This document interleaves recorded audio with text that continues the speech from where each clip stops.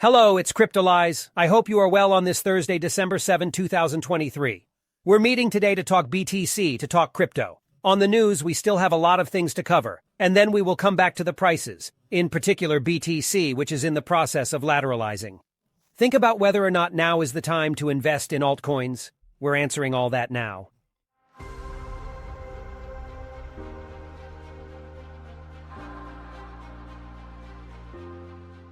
We will start with the liquidation of more than $100 million on centralized exchanges following the bullish acceleration that we experienced at the beginning of the week. This big acceleration which led to a big liquidation, and we know that in all case it was pushed by the short squeeze. It is just validated now on the figures which were given, which were validated by CoinGlass on December 6th, which is rather positive and which indeed confirms the validation of the assumption. A short squeeze for the last acceleration that we experienced, which was still relatively venerable. Then we continue with one of the Bitcoin developers who explains to us that he is in the process of correcting one of the flaws, and this flaw is nothing other than ordinals and the possibility of creating BRCT20. Therefore, these tokens, which are the equivalent NFTs on Bitcoin, but which are not really NFTs. As a reminder, it is the equivalent of a bond received, of a post-T that I write directly, and that I stick on a BTC, for example, finally on a Satoshi. That's exactly what the BRCT20 have, and they consider that it's nonsense, that it's an attack against Bitcoin, and that they took care of correcting it in the next update, to follow what will happen, to see whether or not all the miners will accept this update, and how it will be implemented. It will be interesting to see that, as we suspected, ordinals is going to be directly a subject of confrontation in the community. BTC.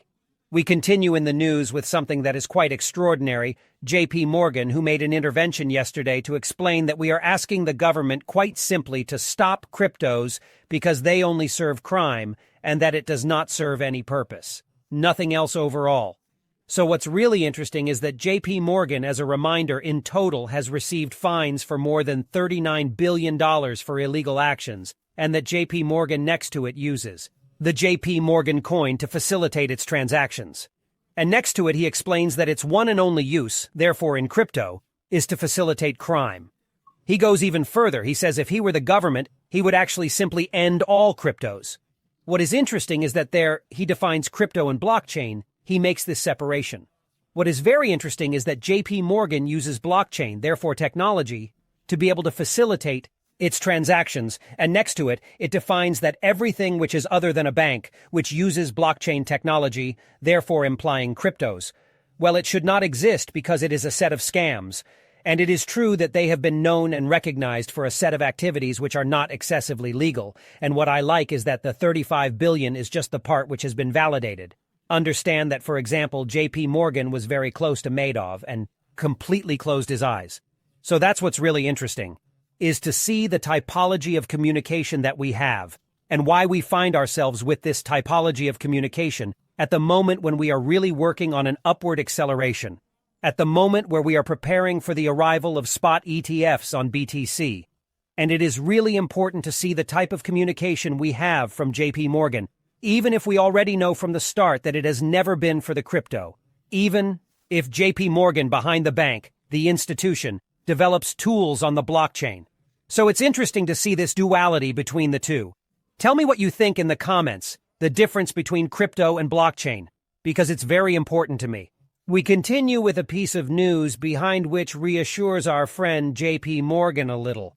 Hence the interest in seeing it come out on December 6th, one day after obviously the announcement, this speech too, where we have Bizalto, the co-under who pleads guilty to finally having taken care of $700 million, which were in fact quite simply illicit, in which it was money laundering.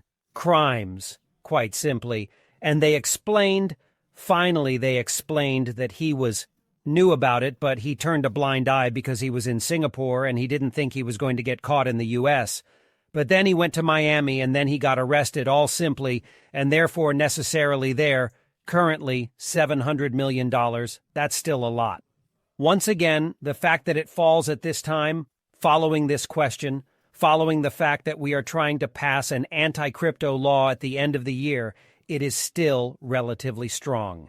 So we are still working really against cryptos, and we see that it is accelerating. We continue the news with a piece of news that is not crypto, but rather macro.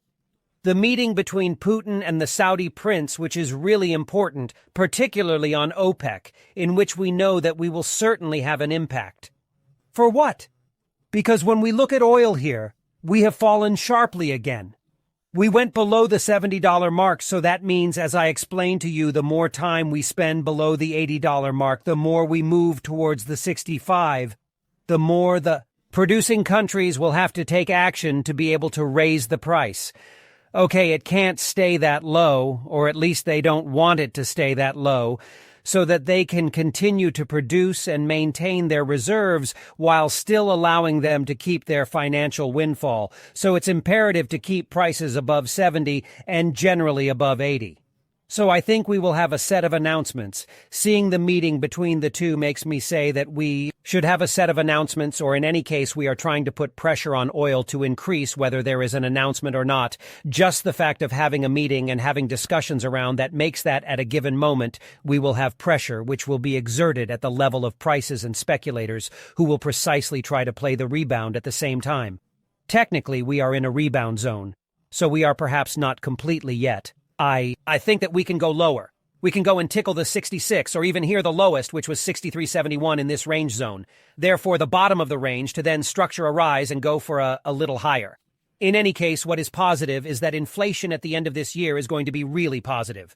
So that means that we are going to really have a fall, an acceleration of the fall in inflation in the months which follow, in any case for the month of December. And therefore, we should really have a 2023 year which was symptomatic of the fight against inflation carried out by the SEC. But was it really the SEC that caused the fall in inflation? This is really the question we will have to ask ourselves.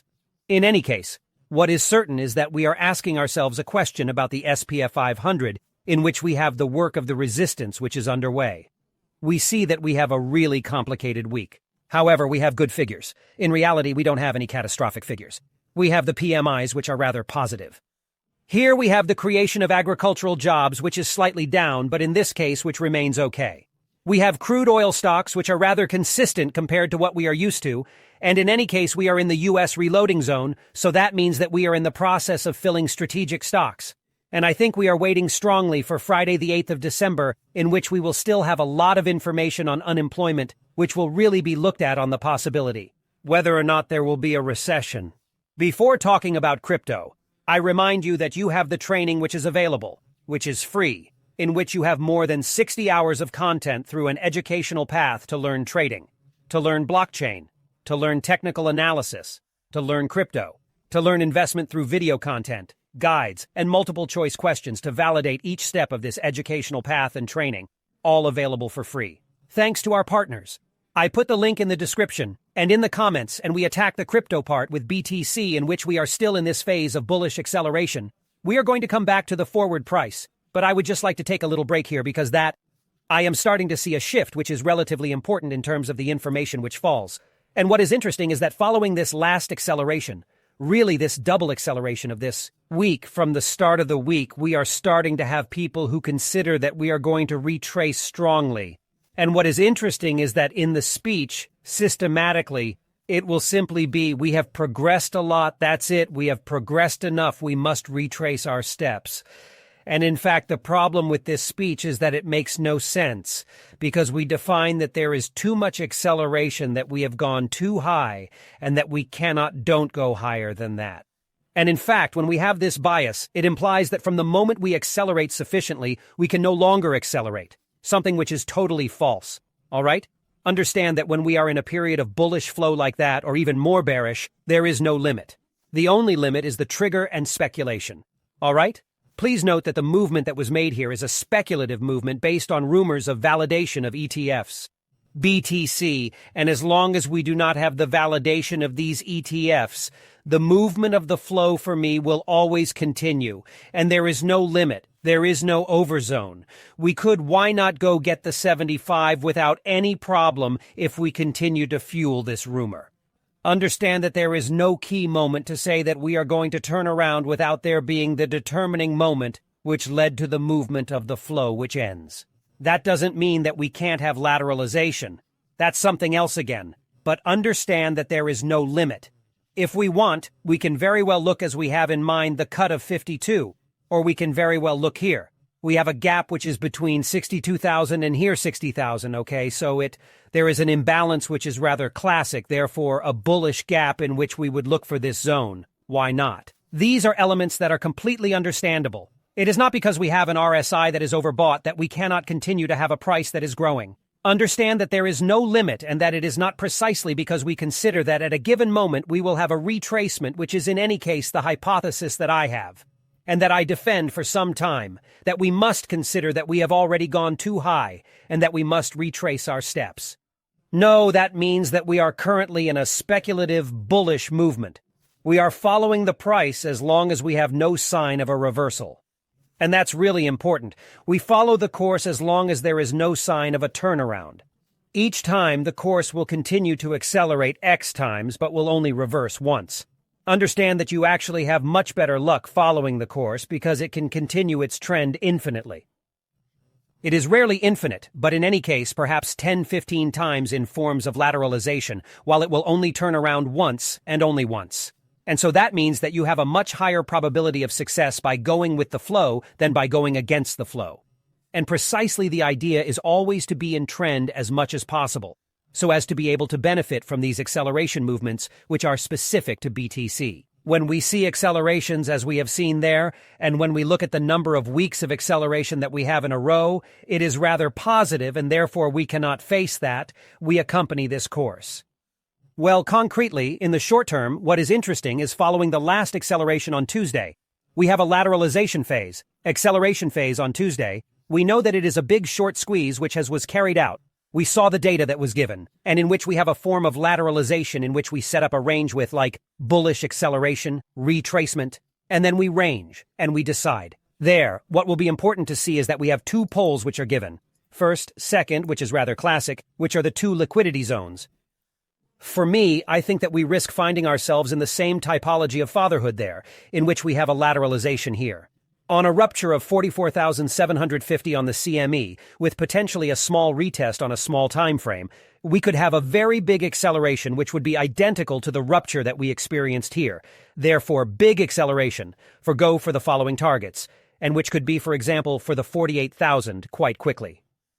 If ever, on the other hand, we break the low level, therefore the 43,790, and we settle below, therefore we do a pullback on it.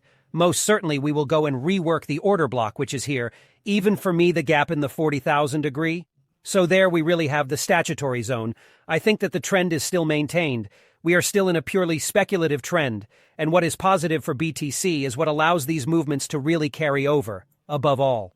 That we have a rate of accessibility of Bitcoin which is relatively low, in which we each time have movements which are very strong because precisely we have quite few BTC which are available on the markets, and therefore behind all the movements will be amplified. What will also be important to see is that on open interest and order flow we don't have much that changes.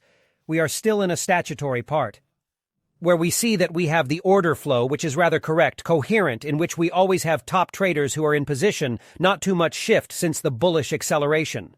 The same in terms of the funding rate, we see a small drop, but it is relatively weak, and we in fact have a temporalization which is relatively classic, and which confirms to us that we are in a classic pattern. At the liquidation level, the same, we see a classic pattern in which we have liquidity at the top and bottom, which are in the process of deciding for the next movement, therefore in simple lateralization phases. And what is interesting to see, on the other hand, is on Kingfisher we have two things. One, we still have the perp, therefore the aggressive CVD perp. So that means that it is really a movement which is carried to the future. And the other element which is to be considered is that despite here the liquidity which is short-term, we see that the people long-term, finally medium-term, we will say on the BTC, in long and in short, are not present. Agree, that means that we potentially expect impulsive movements at the gap, increase or decrease which are quite strong. That means that we are not trying to place ourselves in these zones. We are placing ourselves below the previous acceleration, in which we see a lot of liquidity, which is below 40,000 OK, which is really, I think for the majority of people, the level that will be defended, and at the top the same, what are we going to look for? The 48,000. So this means that the next short squeeze, if it ever occurs, will not be fueled by existing positions, but by new positions which will be opened with very strong levers. I hope you liked this video. If so, don't forget to leave me a like and a comment. It supports me, it supports the channel, it makes me happy. And we meet at 1330 for the crypto you selected. Make fetch.i crypto, and we end up at 1330.